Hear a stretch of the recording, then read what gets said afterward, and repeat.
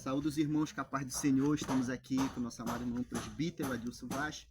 Eu gostaria de fazer uma pergunta para o meu amado irmão. Amado, acerca dos manuscritos, tem manuscrito que contém certas palavras e tem manuscrito que não contém. Eu gostaria que você me falasse acerca desses manuscritos que no capítulo 8 de João tem o texto da mulher adúltera e tem algumas bíblias que não contém esse texto da mulher adúltera. E também acerca do anjo que descia lá no tanque de Betesda. Esse anjo descia ou não descia, Adilson? Eu quero que você me tire essa dúvida. A paz do Senhor a todos. Meus irmãos, essa pergunta é uma pergunta muito interessante. Quero dizer para os irmãos que a gente não programou isso aqui. O irmão Benito simplesmente disse, bora falar sobre isso, bora. Então, então a gente vai falar agora sobre isso. Então, é assim, irmãos. Existe uma disciplina que é chamada crítica textual. É uma ciência. E essa ciência chamada crítica textual, ela é responsável por organizar os manuscritos originais e com isso, digamos que filtrar os textos bíblicos para que esses textos seja exatamente aquilo que saiu da pena dos apóstolos, da caneta dos apóstolos. Então eu vou tentar explicar para você. Existem mais de 5.000 manuscritos do Novo Testamento, mais de 5.500. Então esses manuscritos, eles, por exemplo, eles contêm às vezes pequenas variantes textuais que no manuscrito contém, no outro manuscrito não contém. Então, por exemplo, se a gente pegar os manuscritos mais antigos, esses manuscritos que eles são chamados também o aparato texto crítico, né? Esses manuscritos, o texto crítico do Novo Testamento, eles contêm, por exemplo, os textos que contêm todos os manuscritos, entende? Vou dar um exemplo. Ele citou que a passagem da mulher adúltera, ela não contém alguns manuscritos. Esses manuscritos, irmãos, são os manuscritos do texto crítico, que são aqueles manuscritos mais antigos, entende? Então, esses manuscritos mais antigos, eles não contêm a passagem da mulher adúltera, não contém aquela última parte lá do texto de Marcos, lá do versículo 9 em diante, tá? Marcos 16, versículo 9 até o final, não contém em alguns manuscritos. Se nós, por exemplo, pegar lá, por exemplo, Marcos 9, versículo 44, não tem. O texto lá do tanque de Betesda, de João capítulo 5, versículo de número 4, se não me engano, também não contém. Então, vários textos, por exemplo, versículos, por exemplo, do Novo Testamento, às vezes não contém. Agora, por que isso, irmãos? Porque é o seguinte, existiram, por exemplo, alguns copistas que, ao fazerem, digamos assim, cópias, porque o Novo Testamento, irmão, não é como hoje em dia. Hoje em dia nós temos a internet, que se acontecer algo aqui comigo agora e colocarem na internet, todo mundo no mundo todo pode saber no mesmo instante. Então a notícia, ela corre velocidade de luz nos dias atuais, mas nos tempos antigos, na igreja primitiva para cá, não era assim, entende? Na história da igreja. Então, por exemplo, como era que eles sabiam sobre o ensino dos apóstolos? Então os apóstolos escreveram, entende? E esses manuscritos que os apóstolos escreveram, eles foram propagados. E como era que eles eram propagados? Alguns escribas que eram profissionais faziam cópias, enquanto outros escribas que não eram profissionais, mas no intuito de ajudar, no intuito de propagar a palavra de Deus, né, para levar para outras igrejas, né, para que os manuscritos tivessem em todas as igrejas, então eles faziam cópias também.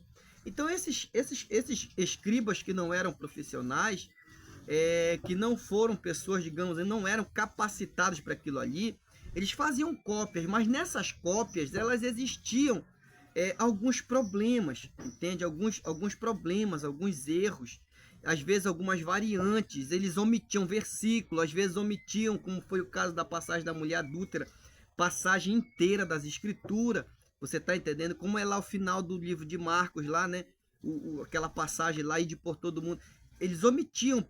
E isso não era, digamos, proposital. Isso era porque eles não eram profissionais, não eram da área, entende? Então, mas no intuito de propagar a palavra de Deus, às vezes por uma falta de atenção, eles acabavam que omitindo uma parte, entende? E ao omitirem essa parte, aí a gente tem hoje esses problemas que são chamados de variantes textuais. Então, qual que é o trabalho da crítica textual? A crítica textual, ela não é responsável por exemplo, por dizer se a Bíblia é inspirada ou não. A crítica textual é uma ciência que é responsável para nos fazer esse filtro e dizer para nós, olha, isso aqui saiu da pena dos apóstolos. Então, dentre esses 5.000 e tantos manuscritos, os estudiosos, por exemplo, o que eles fazem? Eles pegam esses manuscritos e vão comparando um com o outro. Às vezes, um pequeno fragmento de manuscrito é muito significativo para a crítica textual, entende? Então, pequenos pedaços de fragmentos de manuscrito é o suficiente para a crítica textual construir o texto que nós temos hoje. Então, esses manuscritos, por exemplo, comparados um ao outro, entende? Comparados um ao outro, eles fazem essa filtragem, entende? Então, é por isso que, devido a tantos manuscritos ter, por exemplo, todas essas passagens aí que o irmão aqui mencionou, então, por exemplo, elas são ali repetidas na Bíblia, no Novo Testamento. Não tenha dúvida de que o Novo Testamento é confiável, não tenha dúvida disso. É isso que muitas pessoas querem pôr em dúvida. Então, o Novo Testamento surge disso aí, entende? Ou seja, da crítica textual. Quando esse filtro acontece, então a gente tem aqui essa Bíblia impressa que você tem em suas mãos, a partir desses montes de manuscritos, entende? Se nós tivermos um tempo, eu posso aqui até aqui abordar alguns pontos sobre crítica textual com o irmão, entende? E a gente aí fazer alguns comentários, mas isso vai ser em outro vídeo, é claro. Não devemos, assim, presbítero, deixar que essas omissões de palavras desses manuscritos nos tire a confiança das escrituras. Não podemos, porque a Bíblia é 100% confiável. A Bíblia, ela é exata, entende? Ela é exata. Às vezes algumas variantes, pequenas variantes, mas essas variantes, elas não mexem na doutrina. Elas não mexem, digamos que na inspiração das escrituras. Variantes são algumas pequenas palavras, às vezes, que elas estão no manuscrito de um jeito, no outro manuscrito ela está de outro jeito. Mas como que eu estou mencionando aqui para os irmãos, a crítica textual, ela trabalha exatamente nisso, para nos dizer quais que são as palavras exatas que saíram da pena dos apóstolos, ok? Então eu vou aqui, por exemplo, entrar no texto que ele falou sobre a passagem do tanque de Betesda, né? Eu também já vi aí alguns pregadores dizer, por exemplo, que ali não era um anjo que descia. Deixa eu dizer aqui um ponto para os irmãos. João 5, versículo 4, está entre colchetes nas Bíblias atualizada, Almeida Revista e atualizada, porque não contém esse versículo no aparato crítico do Novo Testamento, entende? Nos manuscritos mais antigos não contém, ele é omitido. Então, onde que eu quero chegar? Mas nos diversos, mais de tantos milhares de manuscritos tem ali o versículo, sim, de João 5,4, tá bom? Então, olhe bem o que eu vou dizer para você, ok? Ali no versículo 7 de João capítulo 5, você vai encontrar, por exemplo, o anjo, ou melhor, o aleijado ali testemunhando, dizendo que antes dele descer, né, no tanque, alguém já descia antes dele no tanque, entende? Então veja que em João 5,7 ali há um testemunho de que de fato o que o versículo 4 está mencionando é verdadeiro, entende? Então o fato que aconteceu ali é verdadeiro. E outra coisa, o que João escreveu em João 5,4, irmãos, ali ele não está escrito como do ponto de vista de João, entende? João não fez questão de explicar aquilo ali. João afirmou que um anjo descia ali, entende? Aquilo ali não é um ponto de vista, não é um comentário como que dizendo, olha, havia um mito que acontecia nos tempos, por exemplo, de Jesus e tudo mais e tal. Não é isso que João está dizendo.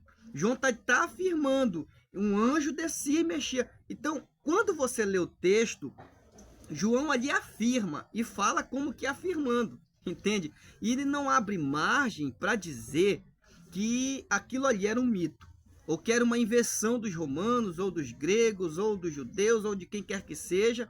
Do contrário, ele somente afirma. Agora, os teólogos, e paz, meus irmãos, tem muitos teólogos que não respeitam as escrituras, tem teólogo que não aceita o testemunho das escrituras. Irmão, se a Bíblia diz que um grande peixe engoliu Jonas, um grande peixe engoliu Jonas. Se a Bíblia diz que o mar passou a seco, ou melhor, se o povo, meu Deus do céu, que o povo passou de pés enxutos pelo Mar Vermelho, o povo passou de pé enxuto pelo Mar Vermelho, entende? Então, ali, por exemplo, a gente tem de aceitar o testemunho que a Bíblia dá, o testemunho das Escrituras. Então, esse fato de dizer que não era um anjo, que era... Aí inventa um monte de coisa. Isso são pontos, irmão, teológicos, de pessoas que não querem aceitar, e aí eles até põem em dúvida a autoridade das escrituras nesse ponto, entende? Aí alguns dizem que isso aí era uma invenção, que era um mito, que foi não sei quem mais que inventou isso aí para iludir as pessoas que estavam ali e tudo mais. Então, é um monte de coisa que surge disso aí, mas eu quero, por exemplo, aqui dizer para os irmãos que a Bíblia não abre margem para isso aí, tá bom? De que isso era um mito, de que isso não era bíblico, porque lá em João 5,7 a Bíblia deixa claro, sim, que aquele ponto ali do versículo 4 tá em todos os manuscritos isso aí, irmão. João 5,7 está em todos os manuscritos, ok? E ali o aleijado dá testemunho dizendo que um descia antes dele, querendo dizer com isso que, de fato, ali se mexiam as águas, entende? As águas, e eles só poderiam descer quando as águas mexiam. Então, de fato, ali o caso é verídico, entende? Agora, se você não quer aceitar o que está escrito na Bíblia, aí já é você para lá. Agora, como que o anjo fazia, como que acontecia, irmão, eu não tenho, por exemplo, eu não tenho informações, mas eu aceito o testemunho das escrituras. Se está na Bíblia, tá e acabou. Para mim é desse jeito, entendeu? Agora, quem não quer aceitar, continue sem aceitar. Tu não tá levando assim pro lado de que tem que adorar o anjo, né? Disso, não. Passe longe disso, irmão. O não tá falando de levar pro lado da adoração de anjo. Ele tá só falando que ele aceita o que a Bíblia tá falando. O que a Bíblia diz. Se tá escrito, porque João não escreve como que, digamos, dando o seu ponto de vista, como se aquilo fosse um mito, dizendo, olha, quem inventou isso aqui foram os judeus. Não é assim que ele fala, entendeu? Então ele simplesmente afirma que era um anjo ali, entendeu? Agora, anjo não pode ser adorado, irmão, não pode ser reverenciado, somente Deus pode ser adorado, exaltado, honrado, glorificado, e acabou. Amém. Deus abençoe. Então, irmãos, nós vamos fazer um vídeo sobre crítica textual ainda, tá bom?